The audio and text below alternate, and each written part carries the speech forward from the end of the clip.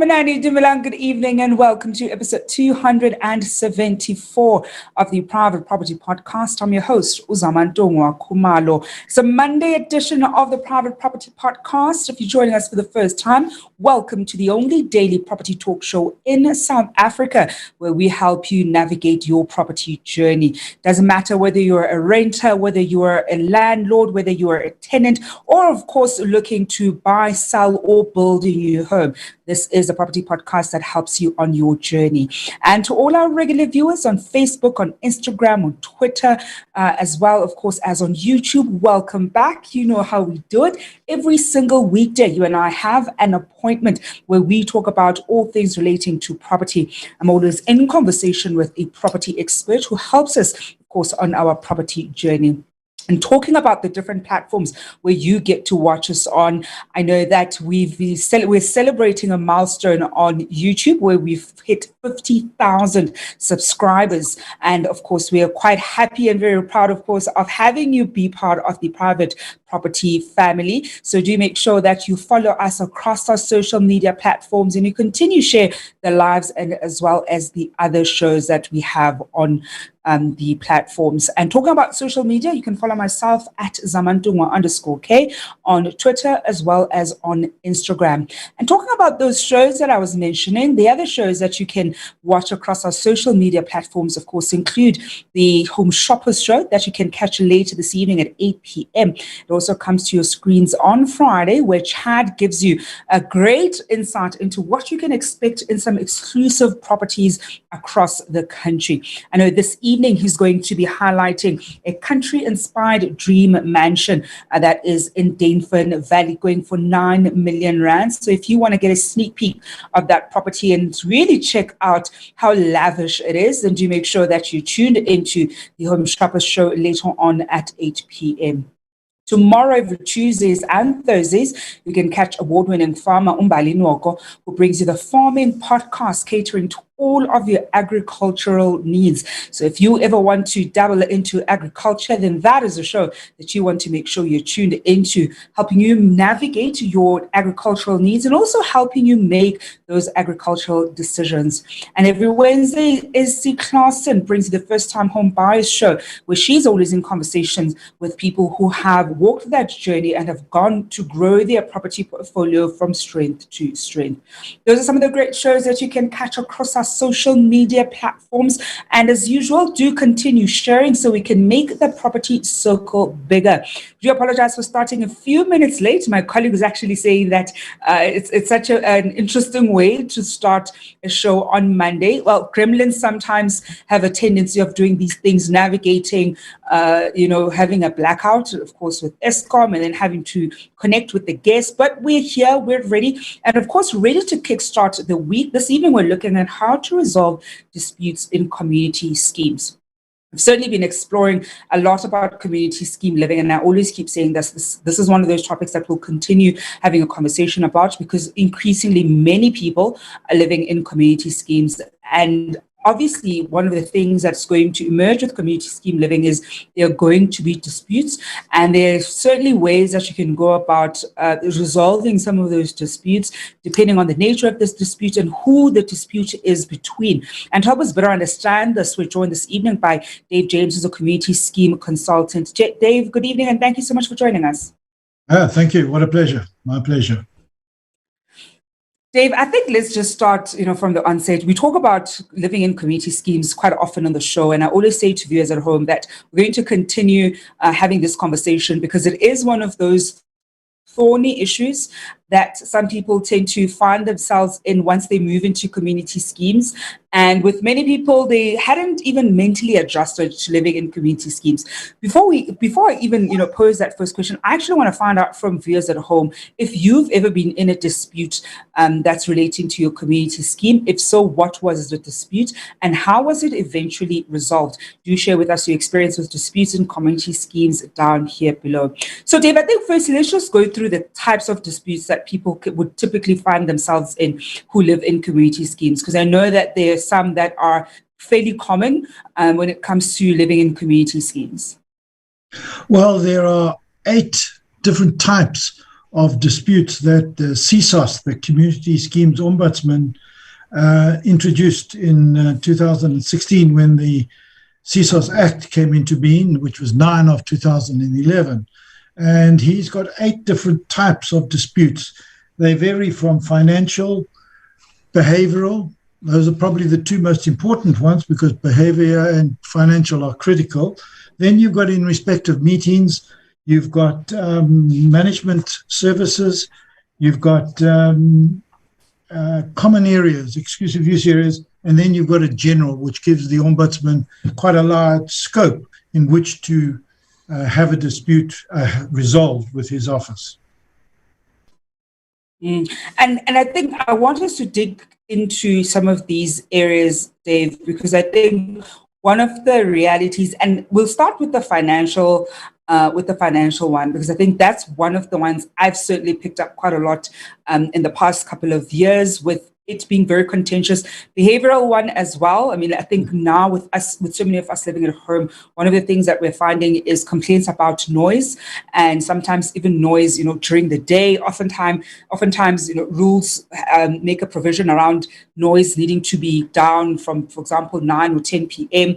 But very rarely is there something that's overtly said about noise levels during the day, because I think we often worked on the assumption that during the day, a lot of us would be at home, would be at work rather, and so there really wouldn't be anybody making noise. Except now with many of us working from home, you're finding that while one person is in a Teams meeting, another person, is playing music on full blast, and more often than not, the rules probably don't have anything against playing music on full blast during the day. But of course, with our homes becoming our offices, it does become quite the issue.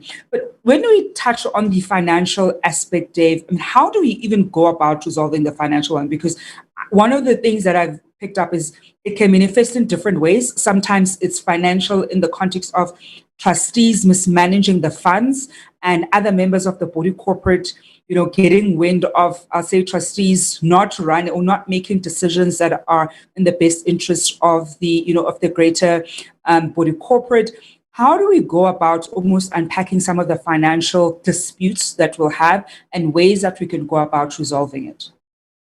Well, I think one of the most important things to do, especially if you're a new buyer and you're coming into the scheme and you don't look at the documents, you do not inspect the documents. And we try and emphasize to people that they must look at the documents so that they are aware of where that body corporate is positioned financially, whether it's got a good reserve or a bad reserve, a low, high, or whether it spends its money the moment it gets it.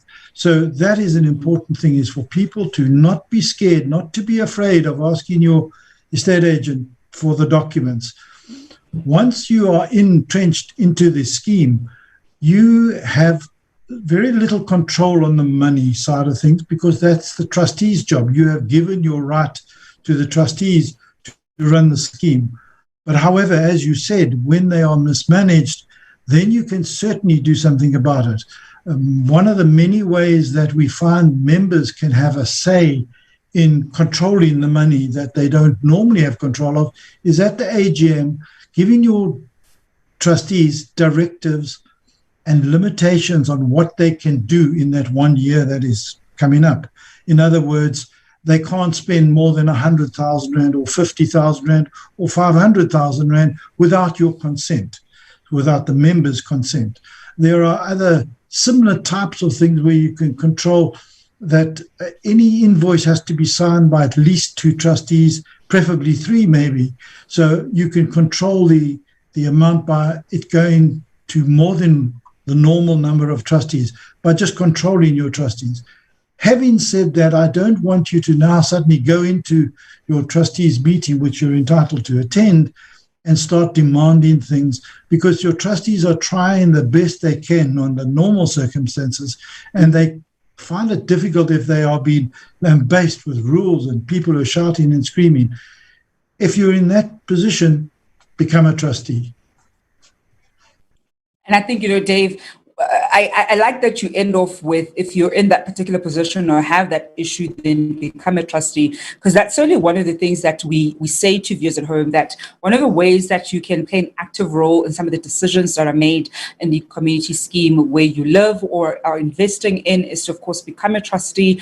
If you feel as though you don't quite have the time or the capacity to do that, then certainly do attend trustee meetings. But as you've so rightfully pointed out, you also don't want to you don't want to be a hindrance to things getting done when you attend those trustee meetings. So sometimes it might probably be in your best interest to first, attend the first few, just observe how things are done before you kind of go in guns blazing, asking questions and making accusations, because more often than not, the trustees would have context to the different meetings that they have because they've had previous meetings. Perhaps you haven't, acquainted yourself with the latest on the particular issue, and by the time you sort of come in, you probably destabilize the way that they're running the body corporate. So when it comes then, Dave, to behavioral issues, I want us to unpack some of the, let's call it, common behavioral disputes that one would typically find in community scheme. I can probably point out quite a few, having lived in a community scheme and had my fair share of just feeling hurtful with living in a community scheme. And I mean, it was a pretty good scheme, very well run, very quiet, but I think it's just minor things that probably just irritated me a little bit. But what are some of those common behavioral things that we sometimes pick up when living in a community scheme? Well, as we all know, there are three P's to property. That's the people, they cause the problem. Parking the pets, and pets. They cause a problem. And of course, you go on to many other things, aspects. One of the things that people must remember, though, with the new COVID problems and the working from home, as you earlier mentioned, yes, you have often no rules in regard to the timing of the noise, or else it's after 10 o'clock in the evening. But that doesn't mean that you can just unilaterally make it an unreasonable amount of noise. In other words, whatever you do in your scheme must be in conjunction with the other people. Therefore, you must be reasonable in your noise, in your TV, in your dog barking. We've had strange complaints where people have complained that their toilet, they can hear the neighbor's toilet flushing. That is a living noise. You can't do anything about that. You've got to live with that one. There are other living noises, such as if you do allow pets, dogs will bark. Now, that's fine, but they mustn't bark excessively all day, every day when you're out at work. So whatever you do within your complex, even though there's no rule, if you are excessive in the execution of that particular noise, whether it's a TV or the dog or the radio or your car revving, if you are excessive, you will be found wanting. It must be reasonable and in conformity with normal living standards. Dave, when you're mentioning people complaining about the noise of, somebody flushing their toilet, I actually thought about one of the issues that I did have in one of my previous properties, which unfortunately wasn't actually just living noise. The pipes started making a noise. So when somebody would open their hot water, pipes started making a noise. And you can just imagine when that very irritating hot water noise, where you either need to change the pump or, the pressure valve, or certainly just need to change the pipes altogether. People can easily be showering as early as 4 o'clock in the morning. Sometimes they come back late, they're showering at 1 o'clock in the morning. And I unfortunately, I still haven't quite had that issue resolved. They've changed all the valves, of the block in that particular property, and all sorts of changes have been made, but I would still hear certain noise. So it certainly is one of those things that could easily be annoying and certainly make your living experience not so great. So then, Dave, I mean, these are some of the common issues or disputes that we potentially find, how do we then go about resolving them? Because I think one of the things is, as we've highlighted, focusing primarily on the financing or the financial and the behavioral one, what are some of the ways then can we use to resolve some of these disputes? I think let's start with sort of the first course of action, because I know we'll go all the way up to, getting CSOS in and how CSOS mitigates the issue. But let's start at the very beginning. When you have the issue, how do you go about addressing the particular issue? Are you going to, for example, go to your neighbor if it's a noise issue and, say you're making a lot of noise, something I definitely wouldn't recommend anybody do. But what are some of the steps can we start taking in order to make sure that our disputes are effectively dealt with? Yeah. Okay, well, as an arbitrator myself, I found that every single, without fail, one of the disputes that I have had to resolve or adjudicate on have always been negotiable if people are reasonable. And the moment you become a reasonable person, understanding that reasonability comes into it in the noise factor, in whatever you do relative to your neighbor, if it's reasonable, and then you act reasonably with that person by going to see them. And I think that's one of the first things. If you're courageous enough to go and see someone, and some people aren't, but the person will say, oh, I'm sorry, I didn't know. I'm a bit deaf, so I turned my TV down, and the problem is solved. It's gone away because you just happened to speak. Then, of course, you can go to your trustees as a second resort. If that person doesn't wish to talk to you, as they often don't, or you don't get a resolution to your problem, then you go to the trustees, and the trustees can look into the rules to see whether there are fines in the rules for certain actions, especially behavioral actions. So if you behave in a way that is contrary to the rules, they can start to impose fines. However, one must be aware that the trustees can only impose fines that are in the rules. If the fines are not stipulated in the rules, the trustees cannot impose them. And those fines must be reasonable. And whilst they're not stipulated the amount in the rules, in terms of CSOS's rules, they are often stipulated in your own rules, sometimes excessively. If they are excessive rules for the event or the dispute that has risen, the CSOS will throw them out. And I think, if I'm not much mistaken, he's just issued a directive now which stipulates the maximum amount of a fine. And I have a feeling, and I'm open to correction now because it's a very new directive, that it cannot exceed the monthly levy, whereas some rules go to 4,000, 5,000, 6,000 rand, and that's way above some of the levies. So you must be careful in that regard. And then, of course, once the trustees have taken hold of the problem and they accept that you have got a problem, the only way they can impose that rule is by having a meeting with those people. There must be some form of defense for the person who is being told that he's the offender, in this case, the defaulter. And he must be able to defend himself in front of you, preferably, but at least in front of the trustees, to say, well, it's not me, it's my neighbor's dog. You've actually got it all wrong. In which case he defended himself, and hopefully successfully. If you don't go through that route, the CSOS will throw out your argument. You must give the person the right to defend themselves. If in the event of the non-compliance with whatever the issue was, then, of course, they would move into the realm of issuing that fine. And then, of course, it can be repeated, but only so often, before you then go, as you said, go into the role of CSOS. CSOS will ask you in your application, both the respondent and the applicant, have you tried to resolve this? And if you have, and you can conclusively show him that you've got nowhere, he will continue. Otherwise, the CSOS the ombudsman, will appoint a conciliator to get you two together in order to try and resolve it before it goes to adjudication. If that fails, and it sometimes does, it goes to adjudication by the ombudsman appointed by himself. I am this evening in conversation with Dave James, who is a community scheme consultant, as we explore how to resolve disputes in community schemes. I want to find out from you at home if you've ever found yourself in any disputes when it comes to living in a community scheme, and how did you go about resolving that issue? Perhaps even your tenant may have had an issue with some of the other tenants or residents in the particular community scheme that you are invested in. Was there an issue that you faced before, and how did you go about resolving that particular matter?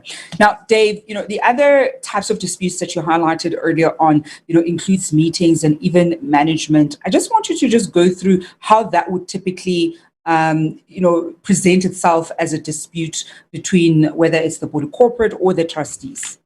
Okay, well, let's talk of documentation. A lot of trustees are a bit slack with correspondence, with documentation. All I try and say, and I emphasize to our trustees via their property manager, if they've got one, but at least directly to the trustees, that the importance of keeping accurate records. The minute book is the one book that you keep for the life of the building. And believe me that sometimes has saved the lives of many, in abbreviations when I say lives, of many a dispute problem arising a year later. If you've got it documented correctly, then the dispute won't start to materialize, or you can prove why you did a thing. So from a point of view of management of documentation, please make sure you don't lightly treat it. Treat it seriously, keep records and keep them accurate. Don't go into the waffle and the arguments and the fights, but record the facts and the reason for them so that you can never be held wanting after the event and someone says, well, why did you do that? Now you can say, well, let's look up the minutes. And you say, a year ago, that's why we did it. If you haven't got that backup, you often can lose an argument on good governance and good management of your scheme. Then the other thing, of course, is to ensure that if you have got a managing agent, that he is compliant, that he is registered in terms of the Properties Act, and that person does your job in accordance with the Sectional Title Schemes Management Act. Highly important. And don't forget that person is, the managing agent is normally well conversed in the law, and hopefully is, and we hope that that person is a NAMA member, the National Association of Managing Agents, which means he's a trained person. He gets training all the time. Now, sometimes managing agents get it wrong. So you must be able to check your managing agents and check the documents that you get from him. Not because he's automatically wrong, but he can make mistakes. And a lot of trustees just get the monthly documents, don't review them, and then suddenly find out that they're running out of money. And meantime, they've been told that the documentation might be wrong and you haven't checked it. So trustees have a responsibility to not just simply rely from a governance point of view or a documentation point of view on the managing agent. They have to take some of the responsibility and check those documents. Otherwise, they can be found wanting. Now, Dave, I think one of the things that sometimes happens, and I'm not sure actually how prevalent this is. I don't say it sometimes happens because it also isn't one of those very frequent instances. But in the event where you do, go the CSOS route, so you would have sometimes tried to resolve a particular issue prior to approaching CSOS, and it goes all the way to CSOS, and a decision is held in terms of how to resolve that dispute. But you still, as one of the members, feel aggrieved and feel as though that isn't necessarily the right outcome. What can you, if anything, can you do to almost follow up or continue your fight with whatever the issue that you're currently faced with? Are you saying that's after you've been through a CSOS adjudication? Yeah. Okay. Yeah. Just before I answer that, can I just answer one of the problems that comes up with going to CSOS is that they are completely ignorant of your problem until you tell them what it is. And when you read the prayers, as they called in the Act, the CSOS Act, those various 8 items, and they're broken down into many, many sub-items, you must be able to show the Ombudsman that your dispute complies with one of those 8 or sub-8 headings. What we find is we often see a document that went to the CSOS and it says, I have a dispute with my neighbor. And that's it. And that will get you nowhere. CSOS doesn't know what it is. They're not going to investigate it, because you should be able to tell them in terms of Section 39, which is the CSOS section, which one of those things you are disputing and you're using as your dispute mechanism. If you don't do that, you set the whole thing back. Then once you've got that and you've gone through conciliation and you didn't get anywhere, and you've now gone through adjudication, and now the adjudicator will, of course, look at the situation. He's objective. He doesn't know you, and he's going to make a decision, and hopefully you can both live with it. The problem with adjudication, as with the arbitration when we used to do them, is there's a winner and there's a loser. So the mediation prior to the adjudication is always the best way to go, because both of you might come to a compromise and both are winners, both are losers. Whereas if the adjudicator comes along and he says, this is it, you're a guilty person, that's it. Now you're an unhappy person, the other guy's very happy. So it's always better to mediate first. Then once you've gone through the adjudication and he said he's adjudicated, he's awarded, there is nothing you can do except, and this is a very big except, if you have a default in law. In other words, you have to go to the High Court in order to review the adjudicator's award. And the only way is if it's on a point of law. If he's made a mistake or a simple error, it's not adjudicated. That is not applicable in terms of going to an appeal or a review to the court. It can only be on a point of law. So that's why hopefully the CSOS adjudicators are astute people, and they're giving reasonable answers to your queries and giving you reasonable awards. But once you've gone that route, you can't appeal it under normal circumstances. Dave, before I let you go this evening, any final tips for our viewers at home who are potentially facing a dispute in their community scheme, whether sometimes it's even trustees amongst themselves or certain members of the body corporate with the trustees, or perhaps, of course, residents in a community scheme who have issues with their neighbors, on resolving their disputes as amicably as possible? Okay, my first and always my statement is that most disputes can be resolved by the two parties themselves. And it just takes a little bit of courage, and sometimes it does take a bit of courage. Maybe the one person is a bit of an aggressive person, but if the two parties to get together as two reasonable people, you can invariably solve it. The next step from that is if those two parties can't or won't get together, maybe the trustees or both of those parties can agree to appoint someone who will take on the role of a conciliator or mediator, and then, like myself, get them together, make them talk, make them see the light, so to speak. And believe it or not, most mediations, if they are done successfully by a trained mediator, resolve the problem as well, because you can make the people see it from a different light, and you're not the angry party, you're not angry, so you can get them together and hopefully they can work together. Thereafter, unfortunately, the next resort is CSOS. There are, if you want to, you can go to court, but CSOS is there for dispute resolution in properties. It's better to use them. It's far more economical than going to attorneys, and please don't, attorneys, shoot me as I leave the room.